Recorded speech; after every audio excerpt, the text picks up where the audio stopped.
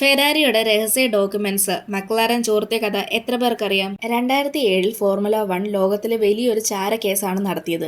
അതിനെ സ്പൈഗേറ്റ് എന്ന പേരിൽ അറിയപ്പെട്ടു. ഫെരാരിയുടെ മുൻ മെക്കാനിക്ക് നൈജലും മക്ലാരന്റെ എഞ്ചിനീയറായ മൈക്ക് എന്ന ആളുമായിരുന്നു. നൈജലിന് ഫെരാരിയിൽ നിന്നുള്ള അതൃപ്തി കാരണം ഏകദേശം 750 പേജുകളുള്ള ഫെരാരിയുടെ രഹസ്യമായ സാങ്കേതിക രേഖകൾ മൈക്കിന് നൽകി. ഈ രേഖകളിൽ ബ്രേക്ക് ഡിസ്ക് രൂപകൽപ്പന, എയറോ ഘടകങ്ങൾ, സ്ട്രാറ്റജിക്കൽ നൊട്ടേഷൻസ് എന്നിവയൊക്കെ ഉൾപ്പെട്ടതാണെന്നാണ് റിപ്പോർട്ടുകൾ പറയുന്നത്. മക്ലാരന് ഇതിലൂടെ ഒരു സ്പെസിഫിക് ആയിട്ടുള്ള സാങ്കേതിക മേൽക്കൈ ലഭിച്ചു. ഇത് ആരും അറിയാതെ മറഞ്ഞു തന്നെ പോവുമായിരുന്നെങ്കിലും മൈക്കിന്റെ ഭാര്യ ഡ്രൂഡി ഈ രഹസ്യ രേഖകൾ ലണ്ടനിലെ ഒരു ഫോട്ടോസ്റ്റാറ്റ് കടയിൽ പകർത്താനായി കൊണ്ടുപോയപ്പോൾ ഉടമയ്ക്ക് സംശയം തോന്നി. അദ്ദേഹം പിന്നീട് FIA-യുമായി ബന്ധപ്പെട്ടു. അങ്ങനെയാണ് ഈ വലിയ ചാരപ്രവൃത്തി പുറത്തായത്. പിന്നീട് FIA അന്വേഷണം നടത്തി തെളിവുകൾ കണ്ടെത്തി.